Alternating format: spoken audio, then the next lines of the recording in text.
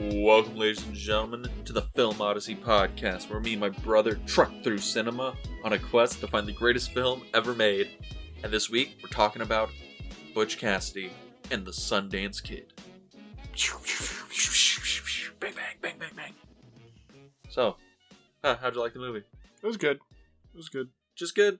Yeah, just, like, I don't know. Just good. Just good. I thought it was really good. I really dug the movie. Really funny in some parts. It's pretty funny. I'd almost qualify it as like an action comedy. Yeah, like a western comedy, an action comedy, you know. Honestly, I thought our lead actors, Robert Redford, Paul Newman, are awesome in this movie. Yeah, they're pretty good in this movie, yeah. And honestly, I just find I thought it was a really fascinating kind of movie, and it also talked a lot about, these guys who kind of finish their run in the West, and what can you do when you've lived a life of outlaws? You can't do anything else. I thought it was an interesting movie. Yeah, it is pretty interesting. I think they get a little artsy with it at times, which is pretty good. Were you not a fan of the slideshow of them in Coney Island? I thought it just went on for too long, honestly. They used the full song. They did. They used the whole song. They gotta get everything they can out of them rights. Fucking right, dude. But yeah, honestly, this is just one of those interesting movies, because do you know anything about Butch Cassidy, Sundance Kid? Hell no. Hail to the no? Hell no. Yeah, like, all I know is that they're Western guys, and that's it. They were like, Billy the Kid outlaws. That's literally all I knew about this movie. Mm-hmm. So I was like, oh, this is gonna be like the Wild Bunch. Because I remember when we did the Wild Bunch episode, it was, oh, they made this movie because of Butch Cassidy and Sundance Kid and made a bunch of money, so they'll do their own Western action movie. Yeah. And I was like, okay, so this is going to be kind of in that vein. And now watching it, I'm like, man, Butch Cassidy and the Sundance Kid's a much easier movie to watch than the Wild Bunch. I think so, too. The Wild Bunch might be a little bit more artsy, though. Like, there seemed to be a lot more, like, to chew on here, or chew on there. But here, it's just a really, like, good, solid Western movie. Yeah.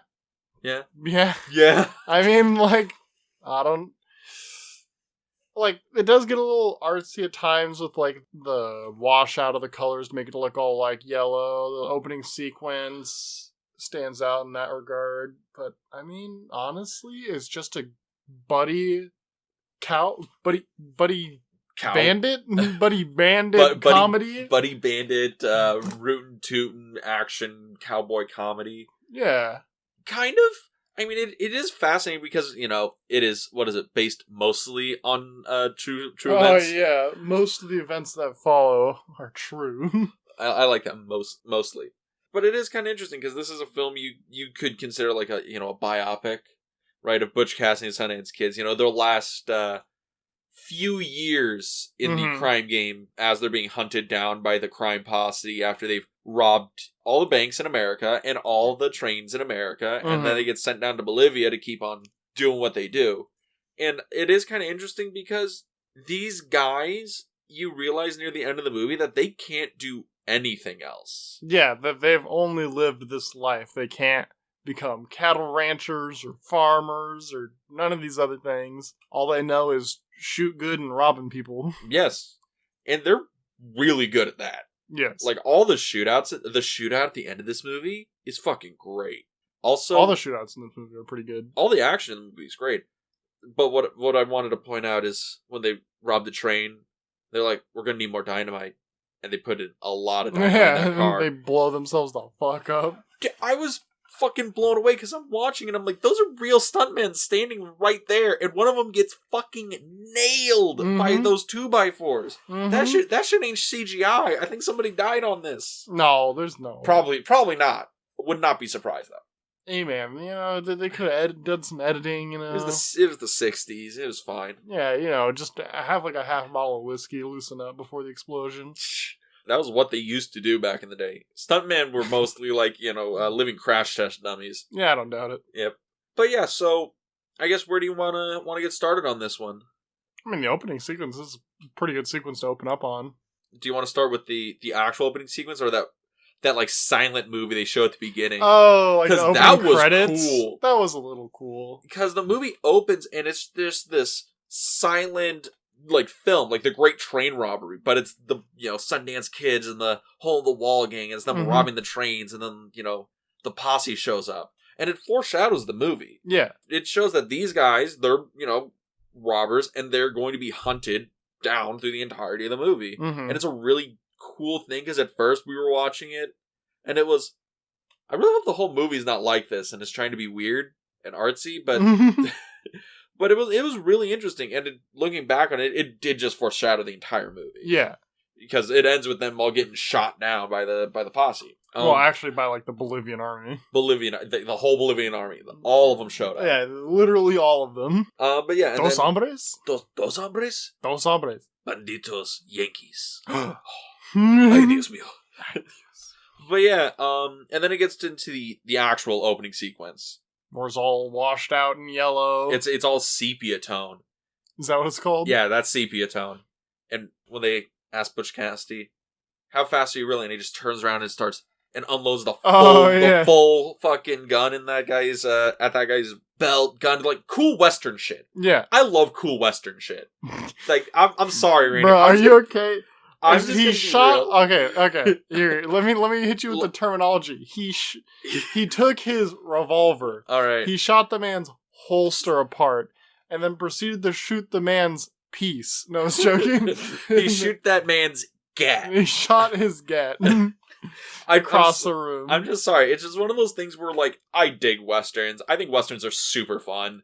And this one is just it is a really fun Western, honestly, yeah. And it is. In the opening sequence, so much tension in that, because it's, cheating in the card game, and it's shot, like, super beautifully, with that, sepia tone. It's, like, almost black and white, and it's so heavy shadows, and it's really, really cool, and then when they ride off... Isn't it, like, a long shot to it first? Like, they don't cut when he's, like, passing out the cards and stuff like that? No, it doesn't cut, I think, until... It literally doesn't cut until we cut to the guy that accused him of cheating. And that's after he finds out that he's staring down the Sundance Kid. Yeah. That's the first time it cuts. So it's like almost 3 minutes unbroken just on Robert Redford's face.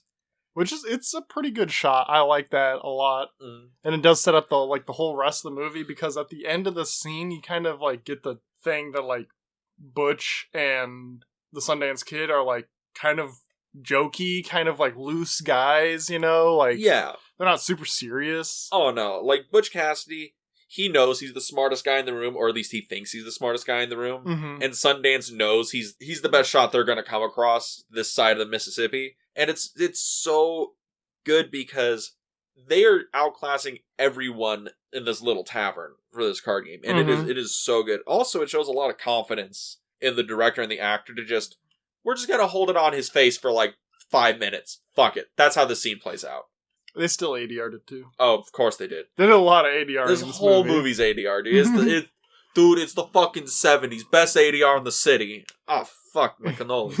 It's not the 70s, though. Isn't this like 69 or It's something? 69. It's basically the 70s. Oh, okay, dude. 70s started in 1967 with Easy Rider and Bonnie and Clyde. Is this like how the 90s didn't end until like 2004? Exactly. 90s didn't end until 2004. Okay. You quote that, everyone. Put that in your textbooks. But, yeah. The opening sequence is great, and then I like how after that, when they ride off, ending of this journey, right? And they ride off into the sunset, and it goes into color, because that's the next step of the journey. That's a sick transition. It's so smooth.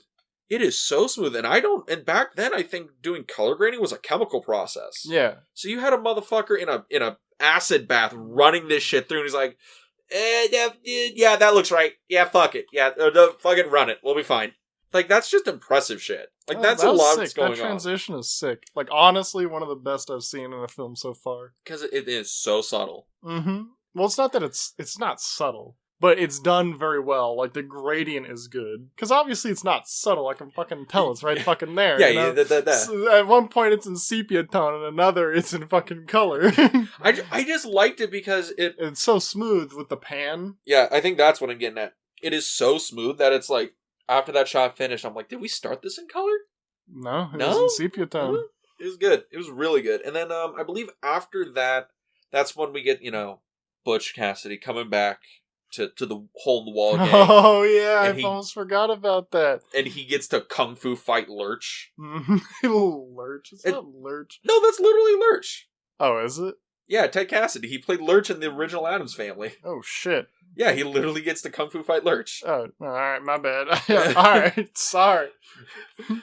So they go. Lurch challenges him for rule over the gang, over the hole in the wall gang. Yes. Gets his ass whipped. Gets his ass handed to him because Butch Cassidy is the smartest guy in the room when he's around these dumb sons of bitches.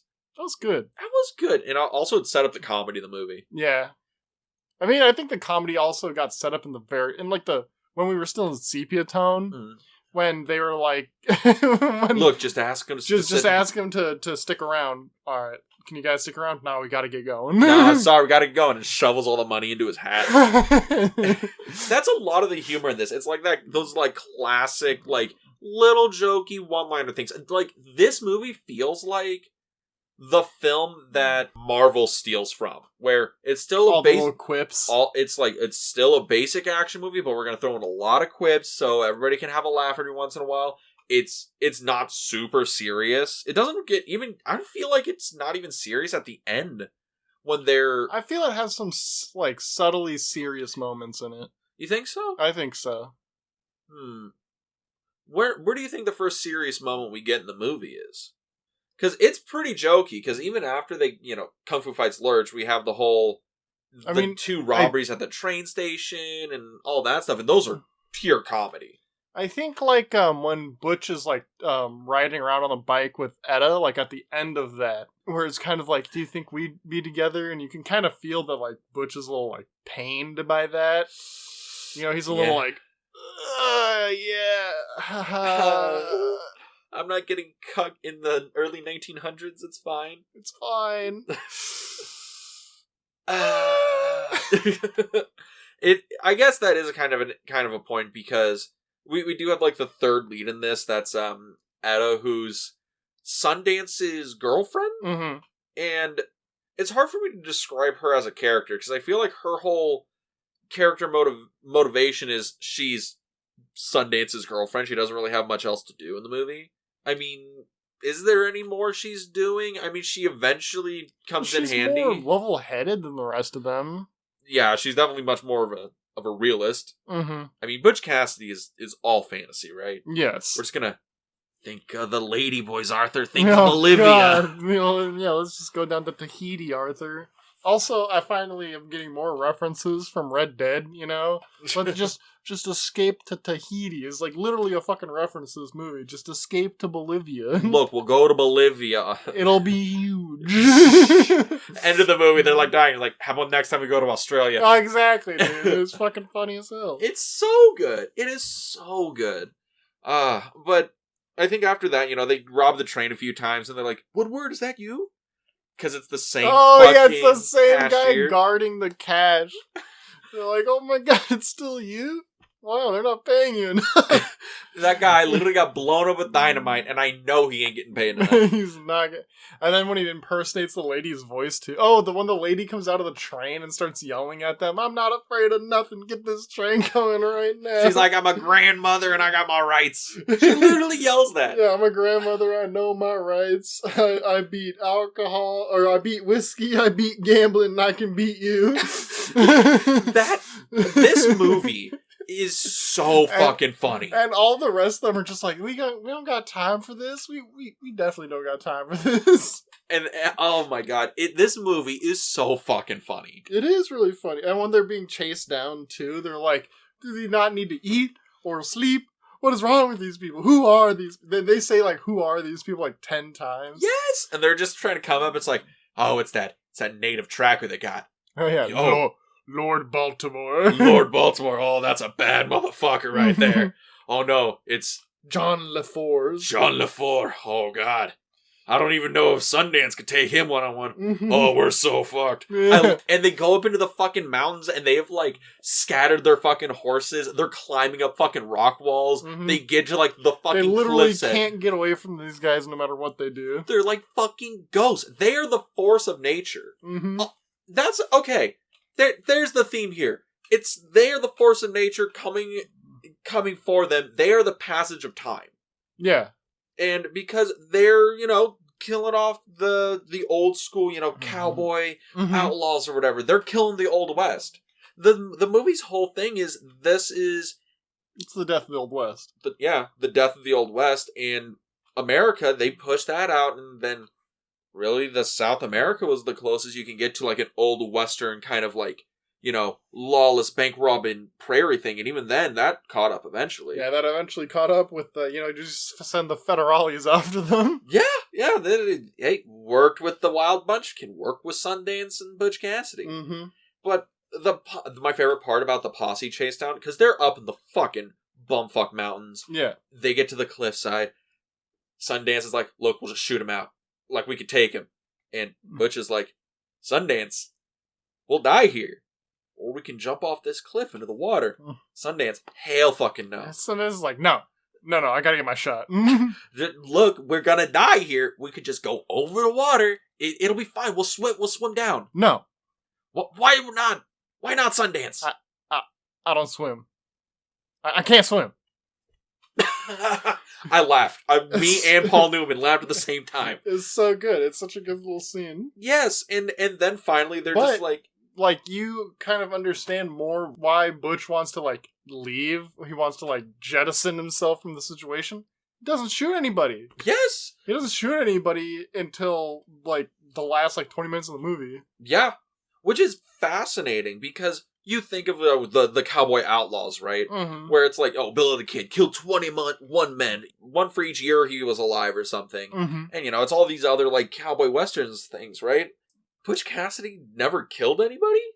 I mean, in the movie universe. I don't know. I didn't read his biography. But it's really fascinating. So it's like Sundance is the muscle and Butch Cassidy is the brains, and that's kind of their relationship. That's how smart Butch is, It's a good robbery if you don't have to kill anybody. That is true. That is true. They'll send bounty hunters after you to catch you because, well, they didn't kill anybody. They're not on trial for murder. It's robbery. Robbery's not a hanging offense. Well, I'm just saying, in the Old Westin, you steal enough money, then, what was the guy's name? Like LaForge. Hiram, like the... Oh, yes. B.R. Hiram.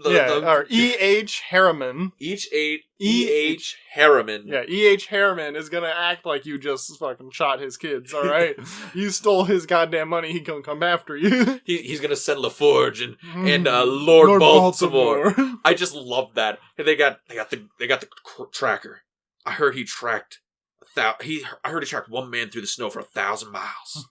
They don't say that in the movie. That's a reference to something else. I felt it in the movie. I felt that shit was gonna happen. I think they said something along the lines like he can track him over over rock through water, day or night, And we never see him. We never see the posse. No, they're just off in the distance. Or if we do, they're cloaked in shadows. Mm-hmm. And again, they're just presented as this force of nature, and we're following Butch Cassidy and something just resisting. They can be represented as either time or the death of the West or karma, or even just death. Mm-hmm. Death comes for us all, and it's coming for these two guys who basically live. I mean, the easy life. Robbing trains ain't that easy. I know robbing trains ain't that easy, but a little funner than hell. But I mean, even they say within the movie that they never really worked a day in their life. No. Never worked on a farm. Well, they said they tried before, during their cattle rustling days. They tried ranching a bit. Didn't go so well. Yeah, we kind of just stole more cattle to make up for it, and it was fine. But yeah, I love that chase when they're running away from the posse because they go up into the mountains, they jump off the cliff, they run down the river, and they finally get back to Etta, and they realize these guys won't stop until we're dead. Mm-hmm. Bolivia? Bolivia? Vegas, baby? Coney Island, baby? Yes. And they go to... They have a stop off in fucking New York. Of course they do. Well, that's how you get to South America, That's the olden Western. I suppose. And that's the weird part of the movie. That's the slideshow. Yeah, it goes on too long. I thought it was a good transition. Then I was like... We're still here? We still doing this. Yeah. It's one of those things where it's like, I got it after like a minute. I was like, oh, okay, they're living it up in, Coney Island. Mm-hmm. Oh, that's cool. And they're going to have their last hurrah before they go to Bolivia, right? And then I was like, oh no, they must have been there for a while. Man, we've been here for a while. Let's, okay, alright, now we're in Bolivia. And it's in a no-horse town. Oh, I couldn't even call it a one-horse town. It was a no-horse town. Yeah, they show up in bumfuck nowhere, Bolivia. I just love that. They show up and then Sundance is so fucking angry. He's pissed. And I love how Butch Cassidy fucking responds to this is, look, they got banks. Maybe this is, this isn't even their Atlantic City. We'll find their Atlantic City. God. It'll be okay. It'll be okay, Sundance. And Sundance is like, why the fuck do I let you talk me into these things? Why do you gotta have all these great ideas? What's wrong with you? There's just so many funny moments in this movie. Like when they go to rob the bank in Bolivia for the first time. Oh my god. I laughed my tits off. they like walk into the place, they look around, and then the guy starts talking to them in Spanish, and they just leave. they're walking, they're just like outside, they're getting their guns ready. It's like, alright, so when we walk in, it's like, I know how to rob a bank. I've been doing this for years. Go in like Dirty Harry. This guy comes like, bueno, ¿dónde estás? Like, good day, sir. Just fucking walk out. They just walk out. I don't know what to do. And my spaghetti falling in my pockets. Oh no. Fucking hilarious. And then they have like the like sequence of them like trying to learn Spanish. Yes, Etta has to sit around and teach them Spanish, and they're just like, they're like what does this mean? They're like sitting at a dinner table, and it's like, open the safe. And then they say it back in Spanish. Oh god. And when Sundance is trying to get a little from Etta, and she's like, this isn't happening until you can say, put your hands up in Spanish. And he's like, come on, and I'll figure it out after, baby. It's just on the tip of my tongue. Oh god. That shit is so fucking funny, because even when they go to rob the banks, Butch Cassidy still has a fucking crib notes. Butch has crib notes. He fucking pulls out his 3x5 note card like he's in fucking Spanish class in high school. He's like, ¿Dónde está biblioteca? Mi amo es Cassidy. El cefo dinero. It is so good. Fucking great. Oh my god. Gold. It is solid fucking gold. And then after that, they start getting famous. As Bandito Yankees. Bandito Yankees. I like the drawing they have too. where you're looking at it and you're like, that's some fucking like comic book drawing. That guy looks like Doc Savage and Mr. Fantastic. They look like total fucking chads in the drawing. Yeah, what did I say? They made them look like 10 times better in the drawing. It's so good. It is so good. Because they just are robbing every bank in Bolivia, right? Yeah. And they're going hard. And then one night, they see in the distance the posse. Well, they see... No, it's not that they see the posse, but they see out the window of, like, the fancy restaurant they're at. Because they found a fancy restaurant somewhere in Bolivia. They had to. Yeah. And they see a white straw hat. It's gotta be John LaForce. John LaForce, he wears a white straw hat. That's how you know it's him.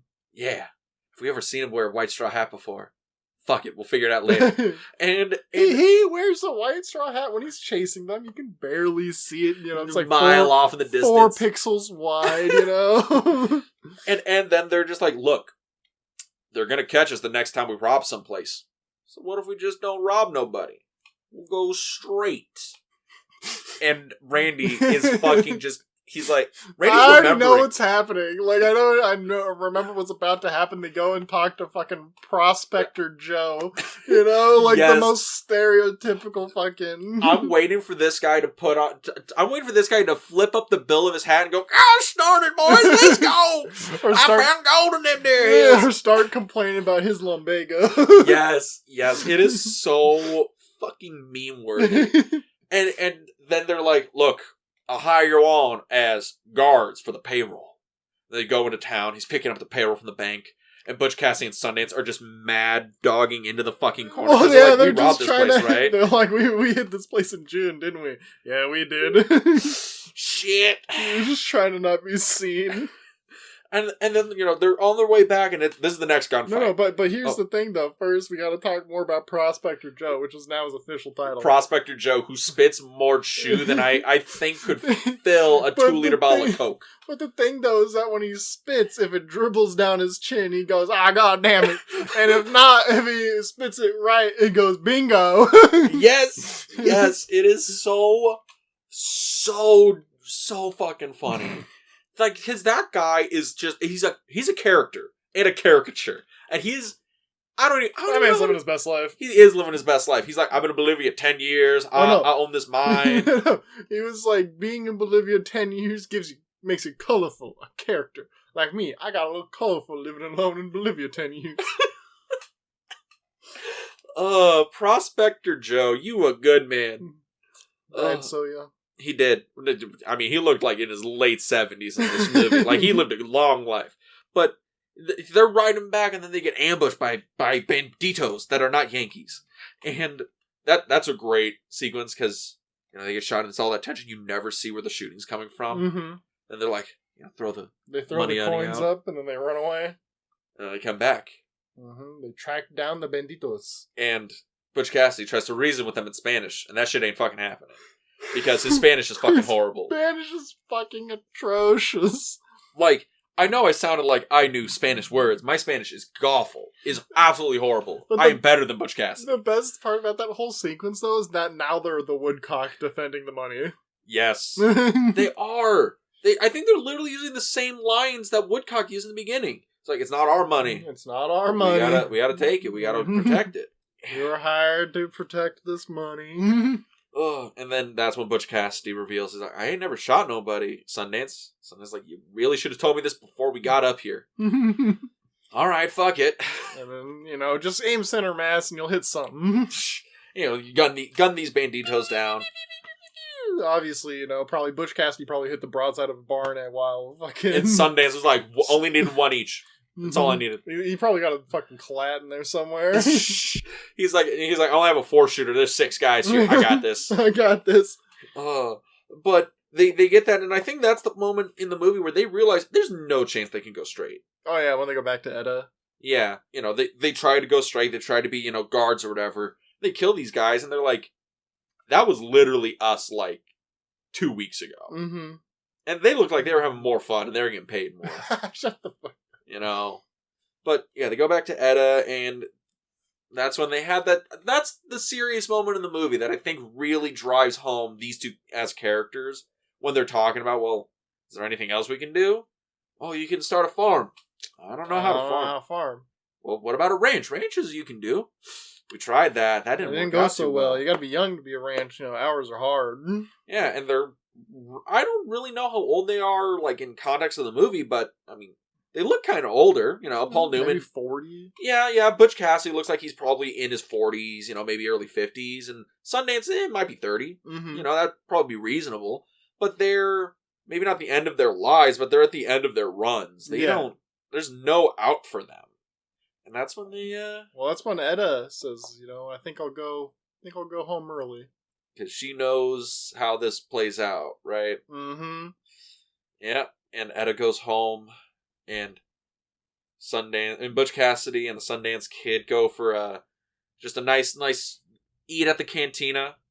And that's when they are discovered because they used a marked horse from one of their jobs. Mm-hmm. And then the entire fucking Bolivian army shows up. Yes. And it's fucking lit. Well, before the entire Bolivian army shows up, there's like a huge fucking shootout with some quips in between. Yes, the quips. Like, it is Marvel movie levels of quips. But except they're actually kind of good. Yeah, these are way better than Marvel movies. I ain't gonna lie to you. This is the best Marvel movie that's not a Marvel movie. Exactly.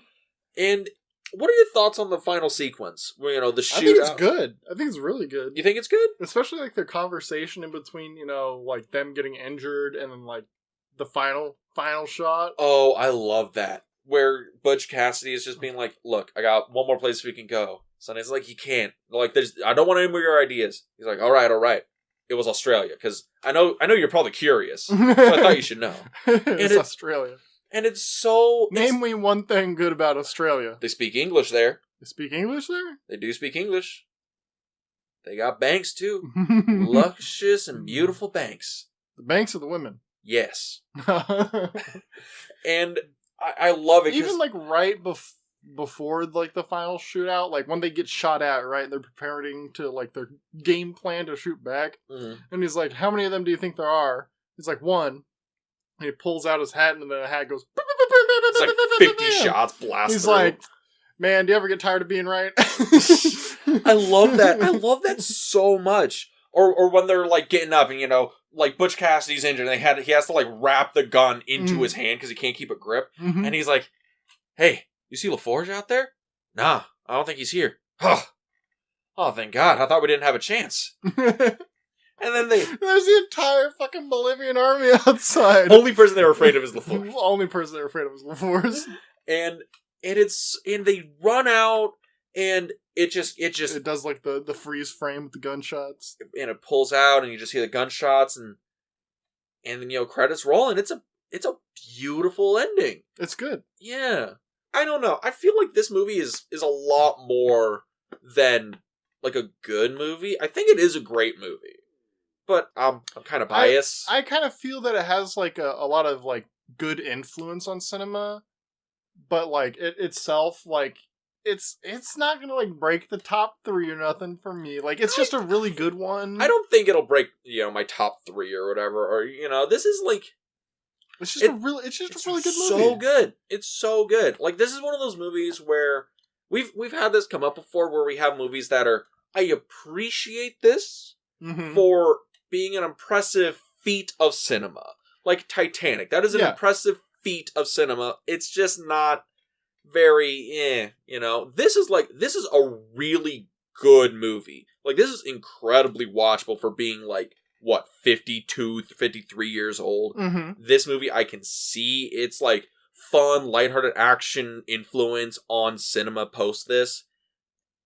But it doesn't have like that Sunrise chew or like that Sophie's Choice chew of like a deeper theme that I can really attach onto. Like Wild Bunch has that, where I can really dig into a deeper theme. This has more like 2 or 3 pretty broad ones that are very character centric. Yeah.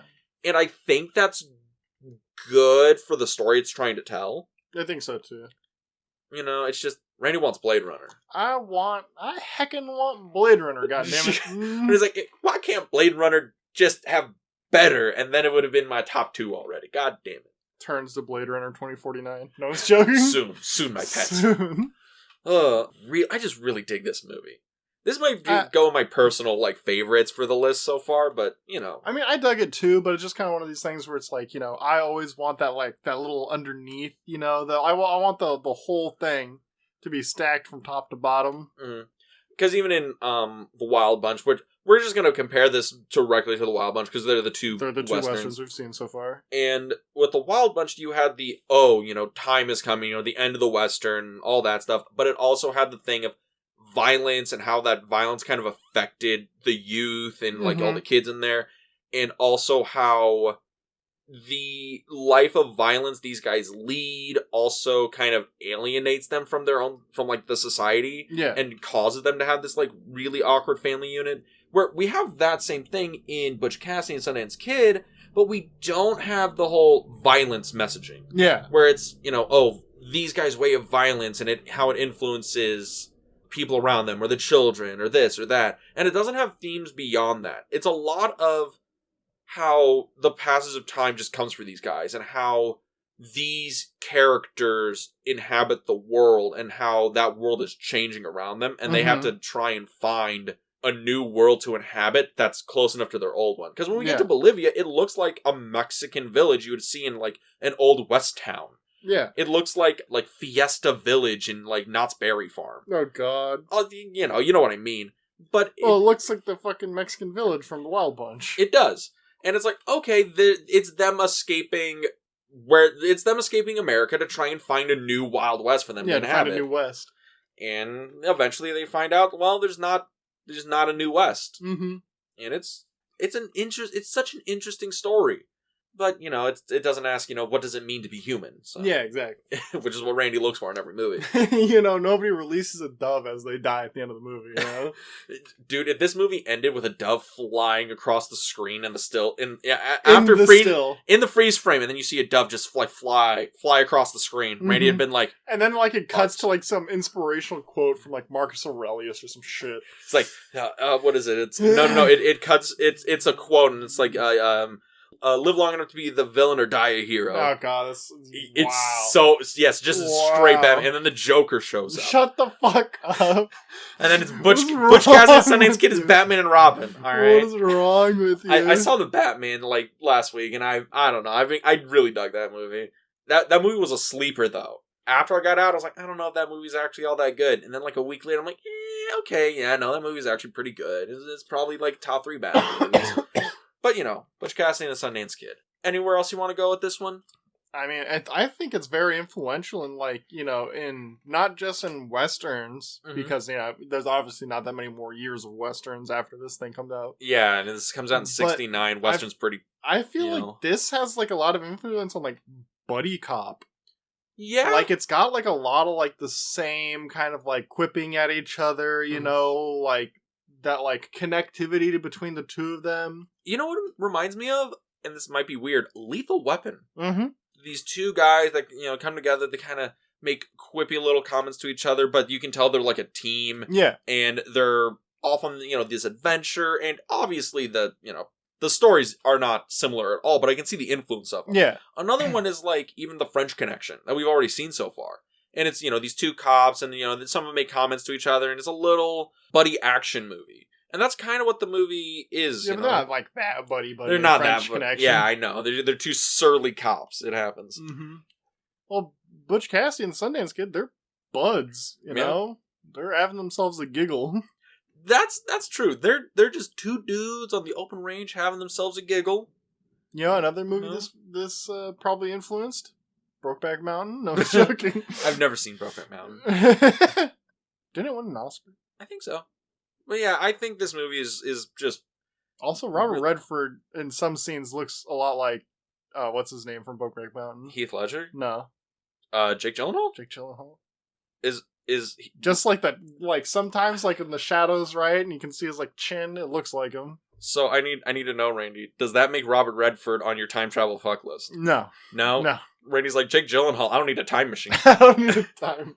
Shut the fuck up. Look, Randy, like, the people need to know of your undying love, man love, for Jake Gyllenhaal and Ryan Gosling, alright? Well, they already know about it, so... Okay, there you go. Like, what's the standout scene of the movie? Standout scene in the whole movie?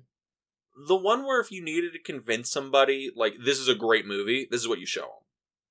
Or this is what the movie's about, and this is what you show them.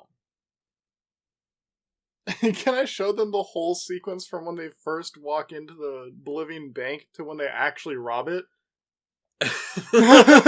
that would definitely give you the vibe of the movie. Yeah, that is like 100% like I think like the best like little snippet of the movie is from when they first when they're standing outside the Bolivian bank to when they actually rob it.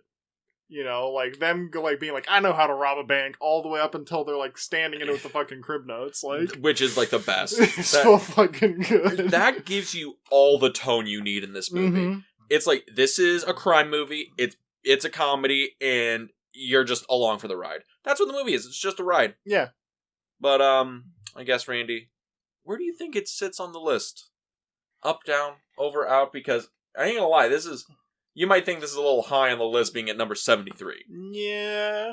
I mean, it's really good, and, like, I don't really have much bad to say about it. Is this like Silence of the Lambs, where there's nothing wrong with the movie? But I don't feel like ranking it that high. Same with Silence of the Lambs, right? Yeah, basically same with Silence of the Lambs. It's just a really good movie. It doesn't do anything really wrong, but there's something missing. It's solid across the board. Mm-hmm. It has a little bit of chew, but it doesn't have, like, you know, a lot of crunch on it. Yeah. Which is, you know, a kind of a thing. I mean, don't get me wrong. I think if you wanted to film a good, like, buddy movie or a Western movie, you watch Butch Cassidy and the Sundance Kid. Yeah. I think this is a movie you go back and you study. Like Silence of the Lambs, you could go back and study that screenplay. Yeah. And it would work. That's kind of the same with Butch Cassidy and the Sundance Kid. As a movie, works flawlessly. As just an entertaining story, works perfectly. Cinematography is great. It won Oscars for screenplay and for cinematography and all this other stuff. And it won for Best Original Song. And Best Original Song. Raindrops Keep Falling on My Head, which... Oh, okay, that sequence was a little weird. Where it's the weird, like montage where it's like, are they fucking? Butch and Etta are like riding around on the bike and just like getting like it looks like some shit from like a 1920s silent comedy. No, it's from a 1970 shampoo commercial. Oh god, yes, like some shit like that. You know, it's like the strangest little interlude of the movie where they have a couple of those in this movie that are a little long and kind of strange. I guess that's like kind of something I can be like, you know what? I'll shave a little bit off the top. But the interludes are kind of weird and long. Yeah, it's one of those things where we have the benefit of decades of movies building on top of this shit, where we figured that shit out. At least some movies have figured that shit out. And yeah, for this being 69, I'm like, I give it credit. It definitely works. Yeah. And it just feels really weird. Mm-hmm. It is a movie I think you would... Those are moments in the movie where a modern viewer would probably have an issue with. And they're like, the fuck is this? The fuck is this? Yeah, raindrops keep falling on my head. And they're like, it's like... It's the whole song. It's some shit from a rom-com. They're just riding around on a bike together, you know? Yes, like, and it... What am I watching? The movie's playing with genre, man. No. It's not. Padding. It's a little bit of padding. Which is weird, because I think this movie is like... At least like 2 hours long. I think it's 1:10. Yeah, okay, so 10 minutes shy of 2 hours. Wait, they did not need that fucking padding. They did not, no. Yeah, I feel gypped. Actually, if this movie clocked in, like 10 minutes like shorter, I'd be... You were just like, it's good, that'd be pretty good, I like me a short, good one. Rainey likes his tight 90s. Oh, fucking tight 90s. You're horrible. Fucking... But, Butch Cassidy and the Sundance Kid, at 73, you're thinking too high? For what we've seen so far, yeah. A little too high. Although I think once the whole list shakes out, spreading out a little, I think it'll probably stick around somewhere around there. When we end the list, it'll probably be in the same spot. Do you think it stays on the list? Oh, yeah. Definitely, easily. I can see the influence of this movie, like... As an entertaining flick, it's perfect. It's perfect, I like being able to just have some nice, watchable, influential movies on the list, perfect, Yeah. Watchable, in a American genre, influential, you can definitely, good, an actual good movie with, it takes some chances like this. This hits every little criteria, It's got a little bit of everything, It's not the best at any one of these things, but it's all there. It's good. And good. And that's Rainey's thing. He's like, if it just was as deep as Blade Runner, it'd be perfect. Yeah, it came with a force feedback codpiece. I was joking. All right. So, that is Butch Cassidy and the Sundance Kid. Unless you have any last words. Draw. But yeah. I never shot no one. But next week, Randy, this is a movie that I would be surprised if you've never seen before, and that is The Shawshank Redemption. I've seen this movie at least twice or 3 times. Twice or 3 times? Yeah. Randy don't rewatch anything unless he likes it. Thoughts? How long has it been since you've seen it? Probably at least 10 years at this point. Jesus, okay. So somewhere around there, maybe 9. Because I think I watched this in film school. Oh, did you? Yeah, for a screenwriting class. I mean, I remember really liking this movie. It's very good. I think you're really gonna dig it. It's based on a Stephen King short story or novella. Wait, is it really? Yeah. Huh. Yeah, it's also... I don't expect this out of Stephen King at all. Oh, no. I'm in the book, does he fucking murder the whole cell block or some shit? No, it's based on Rita Hayworth and The Shawshank Redemption. I've read it before. It's pretty good. Yeah, no. I'm over here being Stephen King. Yes, that's Stephen King. That's Stephen King, the one that has the kids fucking at the end of it. That's Stephen King. What is wrong with you? That's what happens at the end of the book. I know, Dean. Everybody knows. Oh. But yes, Stephen King wrote the original story for The Shawshank Redemption. And I'm really excited for it, because I really like that movie, but again, I haven't seen it since fucking freshman year film school. So it's been a minute, so I'm excited to give it a rewatch. Yeah, I'm looking forward to it. Because I know I'm going to like it, and then, we'll probably have a lot to talk about. and then you're gonna have to redo your whole like ranking category, and it's all gonna get messed up. We'll see. I'm expecting it to be a lot like All the President's Men and Butch Cassidy and Sundance Kid. Just good all around, but like... There's nothing really wrong with them, but... Damn. Also, I almost forgot, Butch Cassidy and the Sundance Kid, written by the same guy that did All the President's Men. Oh, right. Randy, just William Goldman. He did All the President's Men, Butch Cassidy and the Sundance Kid, Princess Bride. Come on now. Did he really? Yeah. He wrote the book, too. Makes sense. He wrote the book? Yeah, he wrote the book, and then he wrote the screenplay based off the book. Fucking... Because he's a fucking Chad. Okay, dude. He's the greatest screenwriter of all time. Come at me. But yeah, so if you wanted to listen to that for Shawshank Redemption next week, you can visit us anywhere you can find podcasts. That's Google Podcasts, Spotify, so on and so forth. And you can also find us on our YouTube channel, The Film Vault. That is right, our YouTube channel, The Film Vault, because we changed it. So go on there, subscribe, comment, watch a bunch of stuff, and yeah, it'll be fun. But Randy, any last words? I ain't never killed nobody. You should have told me that before we got up here. Alright, everybody. You have a good week.